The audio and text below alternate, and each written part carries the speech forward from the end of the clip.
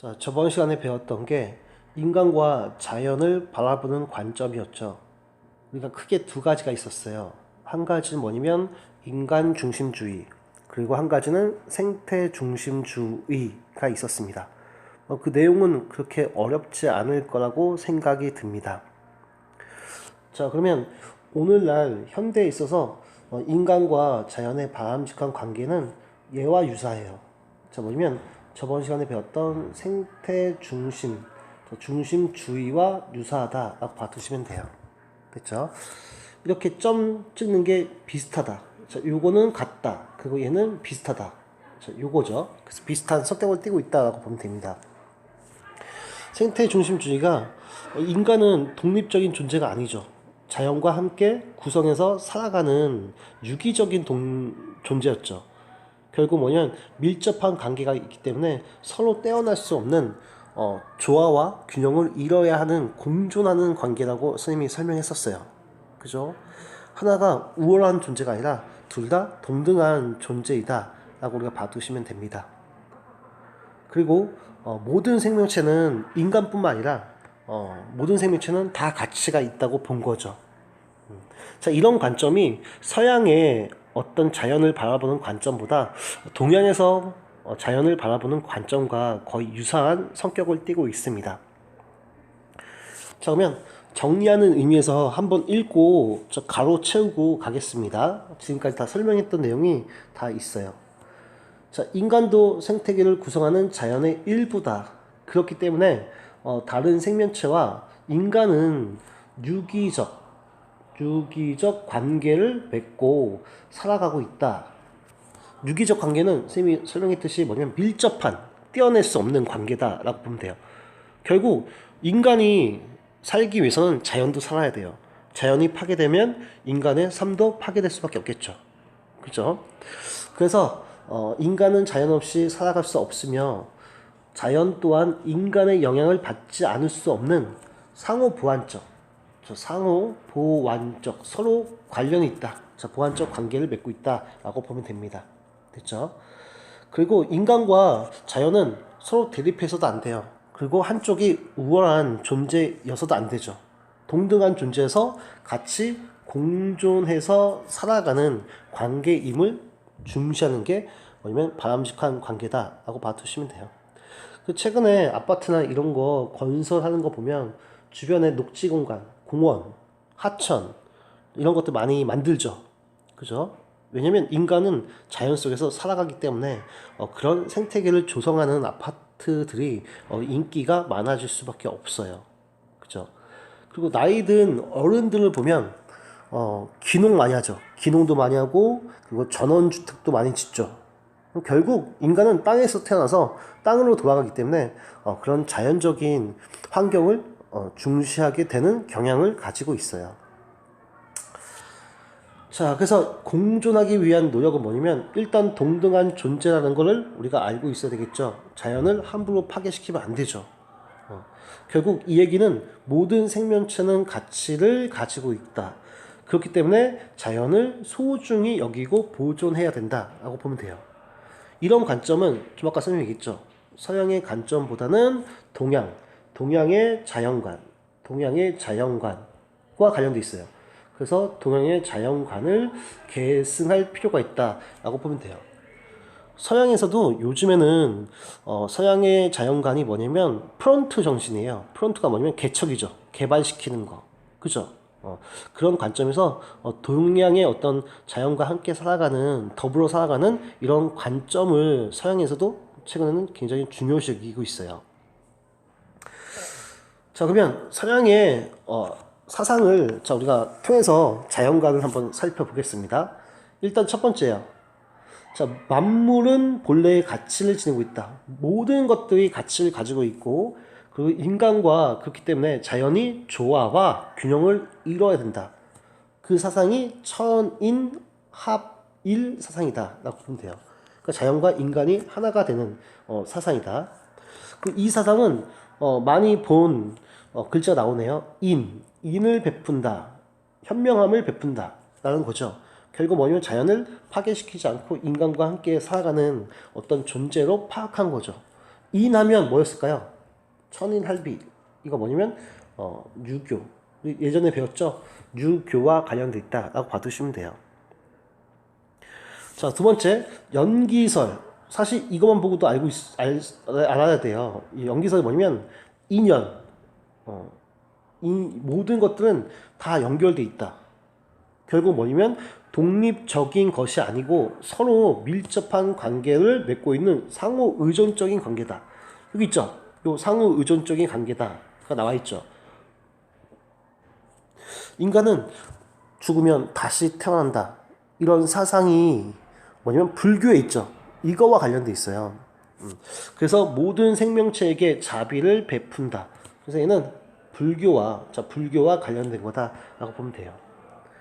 자, 그다음에 세 번째요. 자, 무위자연을 추구한다. 자, 무위자연 이거 어디서 배웠어요? 인위적인 것을 더하지 않고 자연 그대로 놔두는 거죠. 그러니까 결국 뭐냐면 인간이 마음대로 개발해서는 안 되는 걸 얘기하고 있죠. 그 이유는 인간이 자연의 한 부분이기 때문에 그래요. 그래서 자연의 섭리에 순응하고 자연과 조화를 이루어야 한다라고 본 게 뭐냐면 이거 아시죠? 뭐냐면 도교와 관련돼 있다라고 우리가 봐두시면 됩니다. 자, 그러면 문제를 우리 지금 한번 풀어 보세요.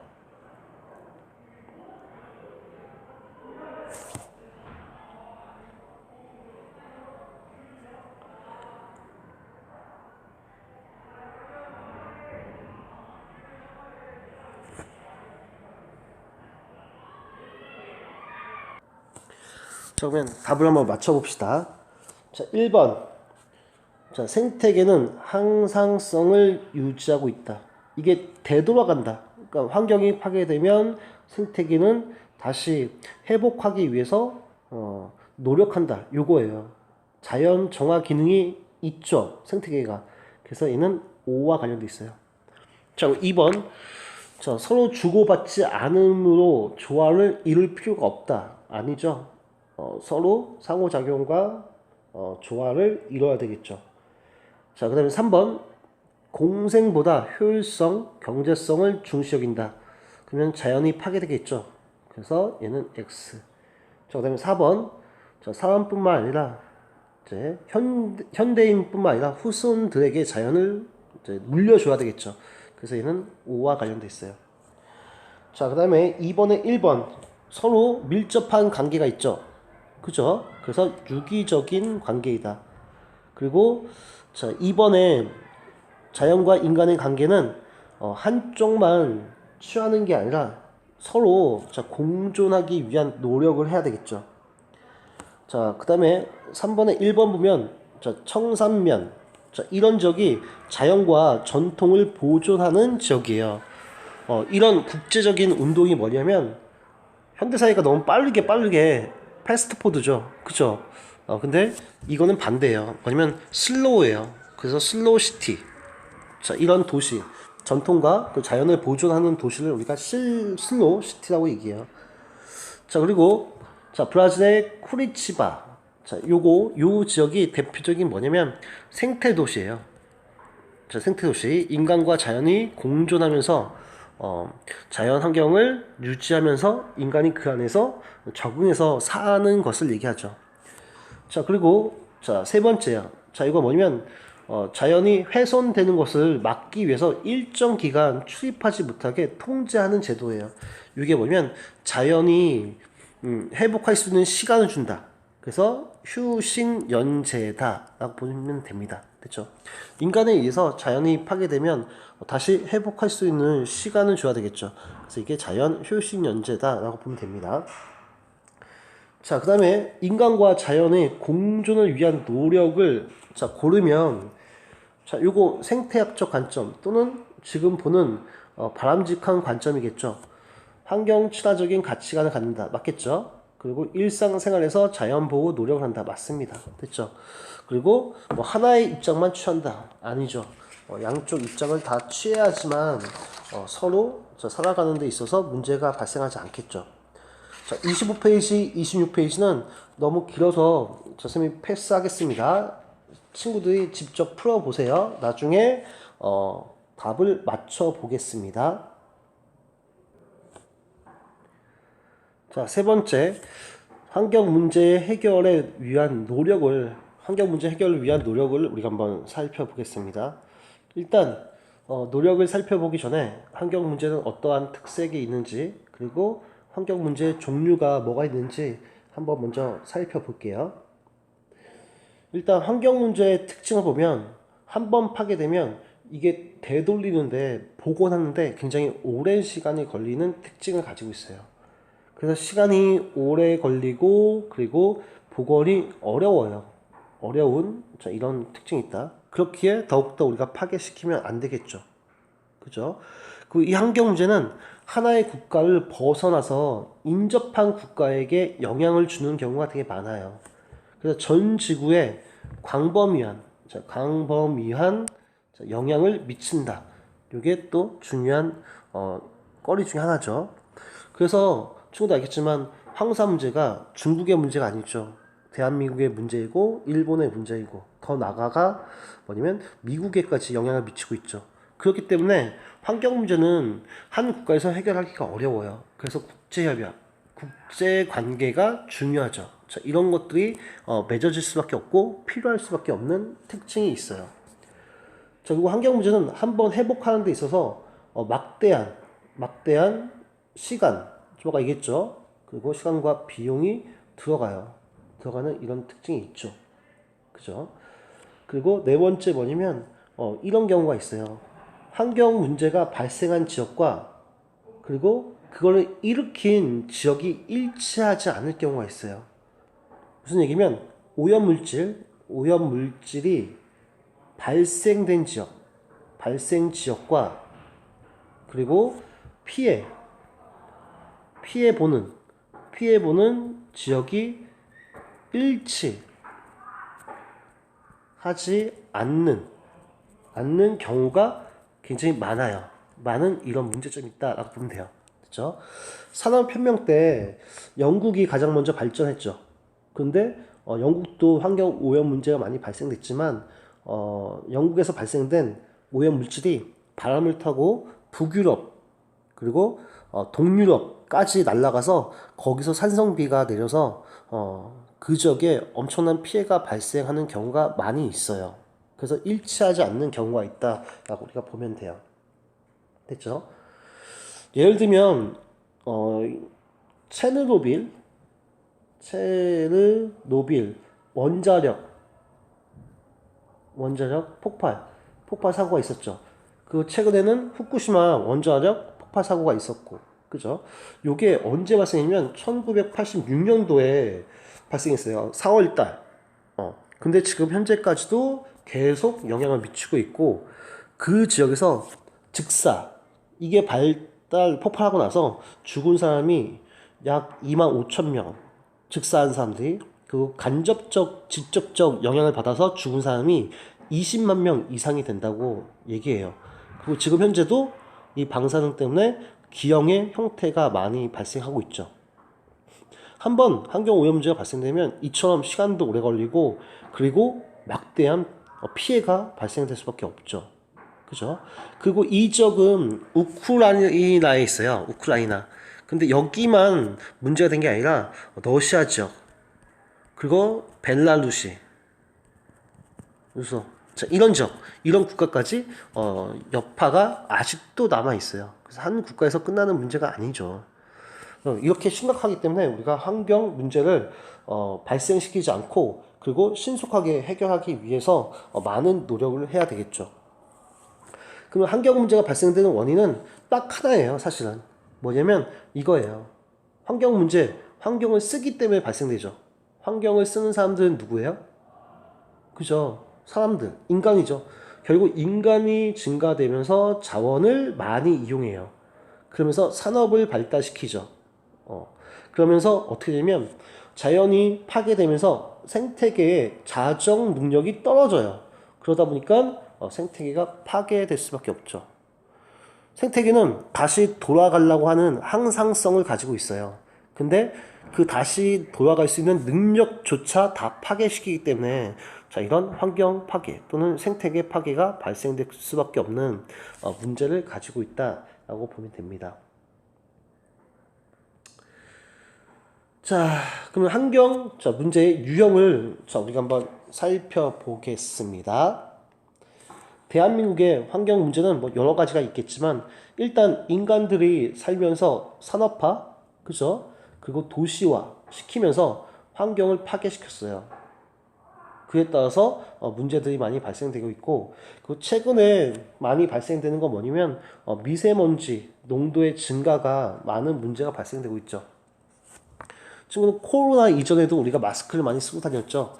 그 이유가 미세먼지, 즉 황사 때문에 우리가 마스크를 많이 쓰고 다녔었어요. 황사는 어디서 와요? 전 다 알고 있죠. 중국에서 황사가 미세먼지로 날라오죠. 그죠? 근데 문제가 뭐냐면 중국이 있는 이쪽 동쪽, 자, 이게 대한민국, 한국이죠. 자, 이게 중국이요. 이쪽 동쪽 해안에 뭐가 있냐면 공장이 있어요. 공장인데 이게 다 석탄과 관련돼 있어요. 석탄을 태워서 에너지를 만들어요. 근데 이 석탄이 태워지면 각종 오염물질이 나오죠. 그죠? 그래서 오염물질을 이쪽 중국의 고비나 아니면 타클라마칸 사막에서 황사가 날라오면서 이 미세먼지를 같이 가지고 와요. 이 오염물질을 같이. 그러다 보니까 대한민국에 많은 피해가 발생될 수밖에 없겠죠. 그죠? 그러면 황사에 의한 피해가 뭐가 있냐면 일단 이런 오염물질을 먹게 되면 우리가 호흡기에 문제가 생겨요. 쌤도 비염이 되게 심한데 이런 것도 하나의 영향일 수 있겠죠. 또는 눈에 들어가요. 눈에 들어가면 안구, 눈병 등 뭐냐면 각종 질병이 우리가 발생되는 이런 문제가 있죠. 그리고 황사가 너무 많이 이제 끼게 되면 잘 보이지 않죠. 보이지 않다 보니까 교통장애가 발생될 수 있어요. 자동차나 아니면 비행기 있죠. 특히 항공에 많은 영향을 주죠. 그리고 또 뭐냐면 정밀기계가 있어요. 정밀기계. 여기에 이런 미세먼지가 들어가면 얘가 불량이 나와요. 불량. 그러니까 경제에도 많은 영향을 미치겠죠. 그죠? 그래서 이런 문제가 심각하기 때문에 빨리 우리가 좀 해결할 수 있게 노력해야 되겠죠. 그래서 중국 정부와 이런 미세먼지를 없애기 위한 많은 노력을 하고 있는데 그게 쉽지가 않죠. 갑자기 중국이 이런 석탄 에너지와 관련된 공장들을 없앨 수도 없고, 그죠? 그 친구들 아마 TV에서 봤을 거야.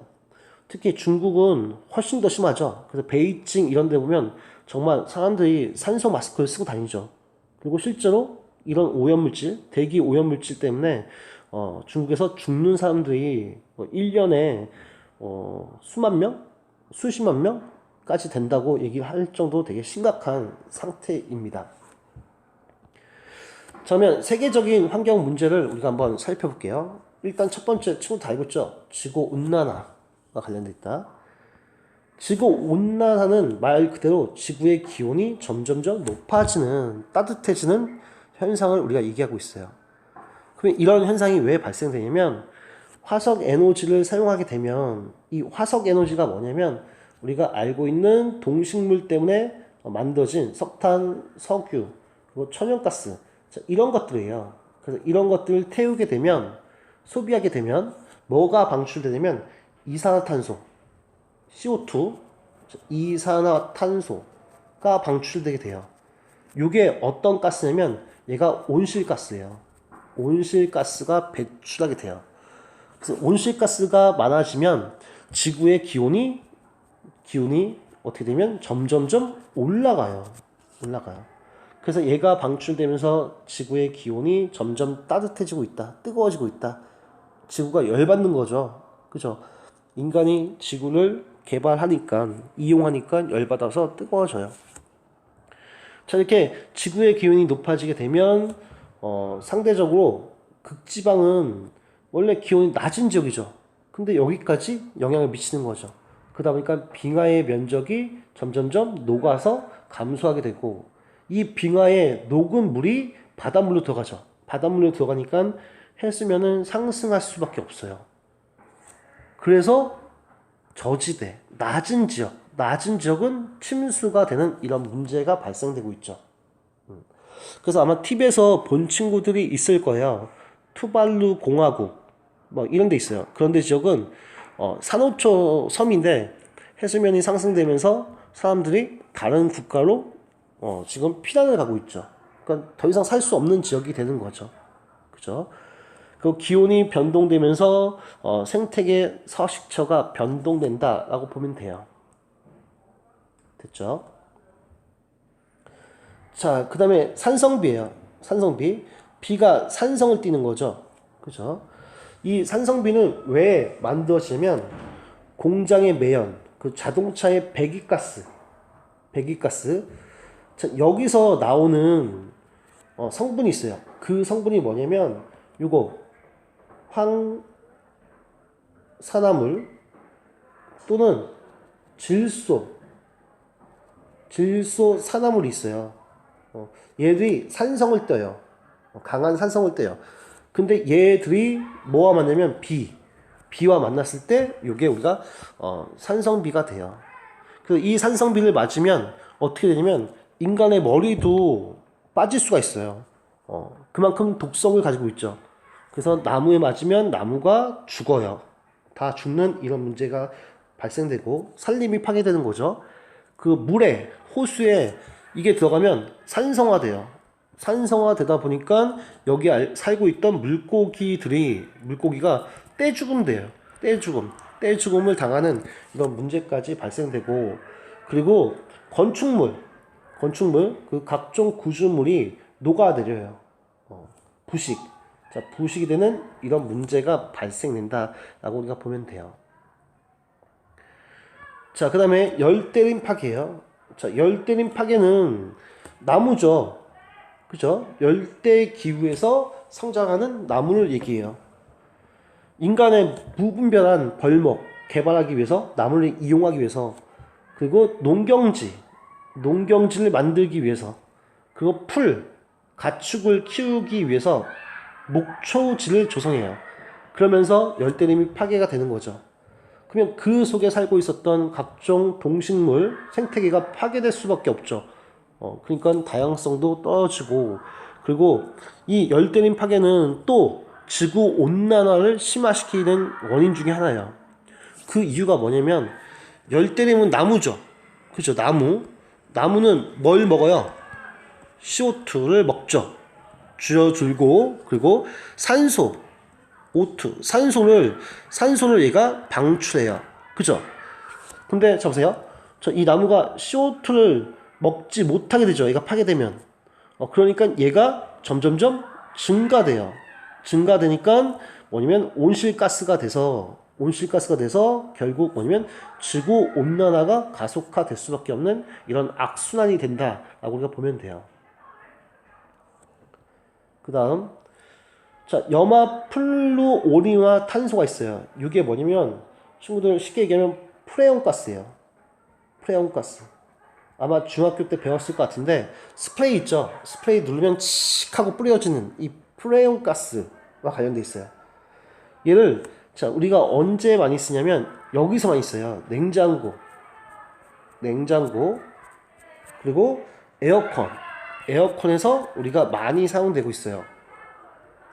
에어컨과 냉장고의 공통점이 뭐냐면 온도를 낮추는 거죠. 이 온도를 낮출 때 차갑게 만드는 냉매제의 역할을 하는 게 뭐냐면 이게 프레온가스예요. 이 프레온가스가 방출되면 대기 중에 올라가서 오존층 있죠. 오존층을 얘가 파괴해요. 파괴하는 이런 문제가 발생돼요. 오존층은 어떠한 역할을 하냐면 이런 역할을 해요. 태양의 강한 자외선을 차단해주는 얘가 역할을 해요. 근데 오존층이 파괴되면서 이런 역할을 하지 못하게 되겠죠. 그러면서 인간에게 직접적으로 자외선이 이제 오게 되죠. 그러면서 피부암 또는 안질환, 눈과 관련된 백내장, 자, 이런 질환들이 자, 급격하게 증가되게 되는 거죠. 그래서 이런 프레온 가스가 오존층을 파괴시키기 때문에 2000년도 들어와서 2017년 정도부터 이 냉매제, 프레온 가스가 들어와 있는 냉매제를 사용하지 못하게 법적으로 규제하고 있죠. 자, 마지막이에요. 자, 뭐냐면 얘는 급격한 가뭄과 그리고 과도한 경작에 의해서 물이 없어요. 물이 점점점 없어지는 거죠. 그래서 뭐냐면 사막화. 자, 사막화가 진행된다라고 우리가 보면 돼요. 사막화가 진행되면 결국 사막의 면적이 확대될 수밖에 없겠죠. 보통 이 사막화는 어디서 많이 발달되냐면 건조 지역, 비가 오지 않는 건조 지역 또는 비가 적게 오는 반건조 지역, 여기서 많이 발생해요. 그럼 사막화가 되면 결국 그 지역의 토지를 이용할 수가 없겠죠. 결국 뭐냐면 토양 생산 능력이 얘가 상실돼요. 상실되면 나무가 또는 풀이 성장할 수가 없어요. 그러니까 결국 어떻게 되면 황폐화 되겠죠. 황폐화 되니까 결국 사막으로 변화될 수밖에 없어요. 이런 지역에서 많이 발생된다라고 보면 돼요. 됐죠? 그럼 이런 사막이 증가되면 결국 뭐냐면 황사 이런 문제가 또 심화될 수밖에 없는 악순환이 되는 특징이 있다라고 우리가 봐두시면 됩니다. 됐죠?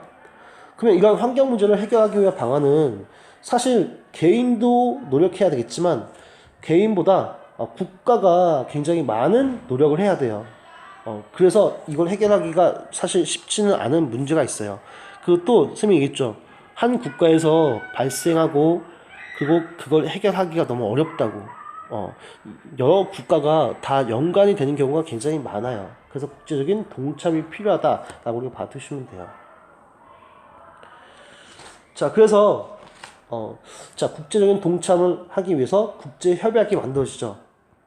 여러 가지 협약이 있는데 몇 가지만 우리가 한번 살펴볼게요. 자, 이거는 일단 습지를 파괴를 막고 그리고 물새 서식지를 보호하는 협약이에요. 이게 뭐냐면 남사 들어봤죠? 남사르 또는 남사 협약이라고 얘기하죠. 자, 그리고 두 번째 염화 플로오리나탄소. 이게 뭐냐면 오존층을 파괴시키는 요소라고 했어요. 그래서 오존층을 보호하기 위해서 몬트리올 의정서가 국제 협약으로 만들어졌죠. 자, 그리고 유해 폐기물, 방사능 이런 문제 있죠. 방사능 같은 핵 폐기물 이런 것들 이동시키지 못하게 하는 협약이 있어요. 이게 뭐냐면 바젤 협약이 있다. 그 지구 변화, 기후 변화 협약이 있어요. 이건 뭐냐면 지구 온난화를 막기 위한 협약이다. 그래서 지금 현재는 파리 협약이 지금 요 협약으로 맺어진 협약이죠. 자, 그리고 지구상의 생물종을 보호하기 위한 협약이 있어요. 이게 뭐냐면 생물 다양성 협약이 있다라고 우리가 봐두시면 될 것 같아요. 자, 그러면 자료를 한번 살펴볼게요.